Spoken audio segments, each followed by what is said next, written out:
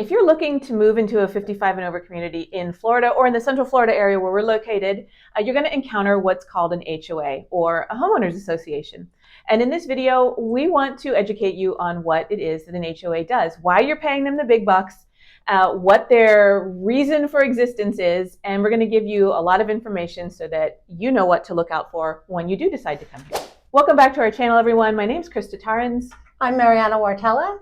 And we are Central Florida Realtors with LPT Realty, and we are here to help you on your move to Florida to a 55 and over community. So first of all, we should talk about what exactly an HOA is. It is a governing party, part of the community, which sets the rules and regulations for that community. Okay, so initially when a community is built, the builder actually controls the HOA. And then after a certain amount of time and the number of homes that are built within the community, they turn it over to the homeowners. Okay, so that's what the HOA is. There are some fees that are associated with the HOA, and it's going to vary from community to community what they cover. But oftentimes in a 55 plus community, they might include your landscaping, they may include your cable, they may include amenities throughout the community as well. And I think in the communities that we've looked at so far, so we've only been looking at new construction to date. We've seen maybe the lowest was like 150, which didn't really have a lot of amenities. I think it just cut the grass, and then all the way up to what, $600. Yeah, that has the state-of-the-art facility for working out, has pickleball courts and tennis courts. I think every community has pickleball almost, right? I guess we saw one without pickleball. I am starting my own. But there was pickleball outside of the community nearby. So there you go. There you go. Pickleball's a big thing. If you're not playing it yet, you will be. So one thing I have noticed when we're talking to people about potentially moving to a 55 and over community is they are very afraid of the Homeowners Association, and that worries them because they are the body that governs the rules. They're the rule maker, they're the rule setter. So let's talk about what some of those rules are and if you really need to worry about them. Okay, so yes, the Homeowners Association does enforce the rules, but they're not going to be as strict as you think they are. A lot of people think that, you can't paint your home. Yes, you can make modifications to your home. You can make modifications to the landscaping. You are able to put up decorations. There may be some slight restrictions on that, but just be clear with the HOA prior to purchasing it what those rules are. Usually you can get a copy of the rules and regulations beforehand before you buy, and a quick phone call to the HOA also, that's usually something we can arrange. If you do have concerns like, I love to, decorating my home for Christmas is huge for me, right? Or something like that. When can I do it? Are there restrictions on it? Usually not really. They might restrict what day you can start decorating. Right. If you want to start decorating in July, they might have an issue with that. Right, and how long you can keep it up. Right. We can't take those Christmas decorations through March 17th, although I like to. We can just make them green. Right. Another question I get a lot is fencing. And I don't think I've ever encountered a community where you can't have a fence at all. Sometimes they'll say it has to be wrought iron, especially if you have like a lake view or a golf course view.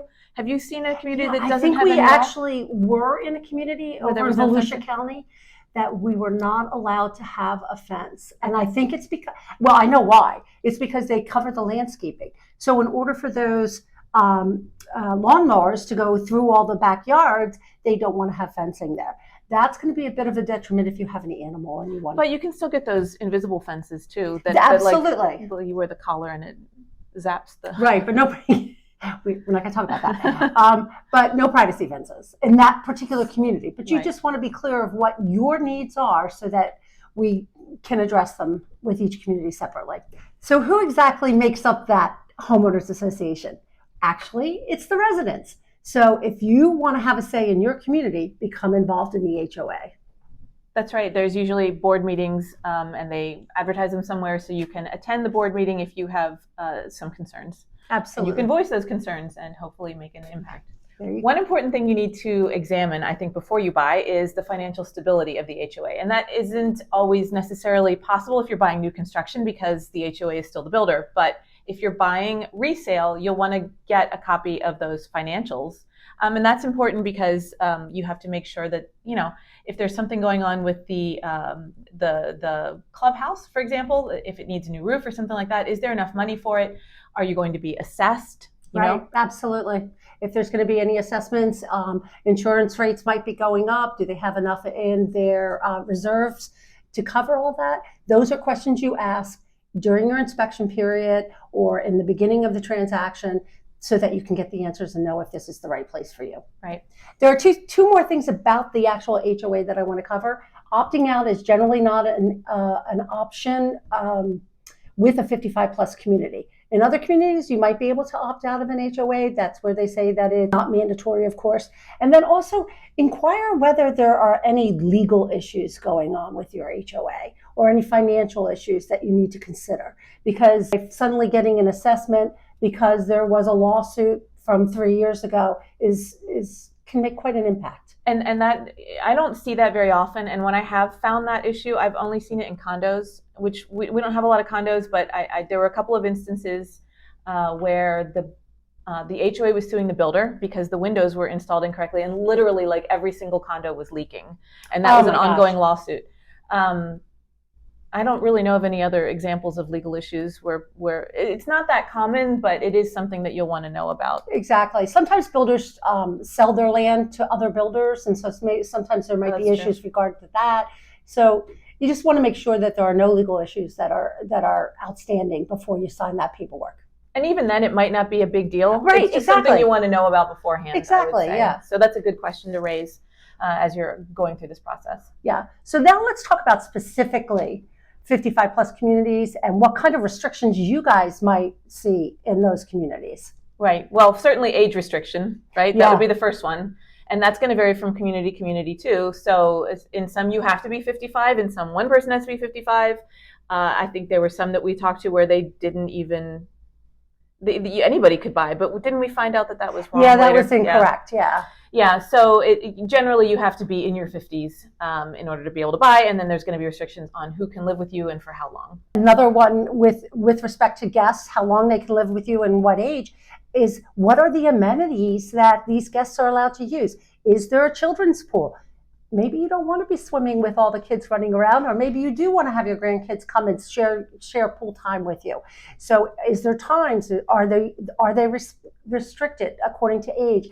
Are the events that the HOA is having that are restricted? Like, maybe they're having a bingo party and it's only for actual residents. So know about those things as well. Another thing you'll want to look into are any rental restrictions. So if it's something that you're thinking about renting out, or you're concerned that your neighbors might be renting out their property, that's something you want to look into in advance. And in terms of regulations, like I haven't seen any 55 and over communities that would even consider allowing short-term rental. Does that mean that nobody's doing it? Not necessarily, but you'll want to find out if that's allowed.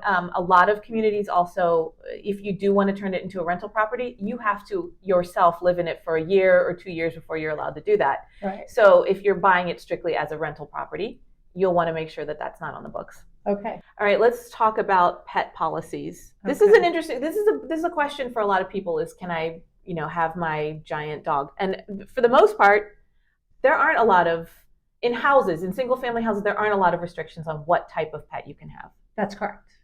Now, the county will almost always have a restriction on the number, and I think it's right around 4. Like you can't have, 13 cats, no matter where you are. Right, exactly. So it's usually like a 4 animal or 2 dogs, or nobody counts your fish. So don't worry about that. Yeah, the small pets nobody's paying attention to, but if you have too many dogs, like you look like you're owning a dog walking company when you're going down the street, somebody's going to point it out. Because remember, it's 55 and over. You got a lot of retirees. They're paying attention to what you're doing. Yes, absolutely. And they want to be safe too, and they want their pets to be safe. So that's why those restrictions are in place. Again, though, in a 55 plus community or in any community where there is a homeowners association, the more you're involved and the more the more impact you can have on the rules and regulations there.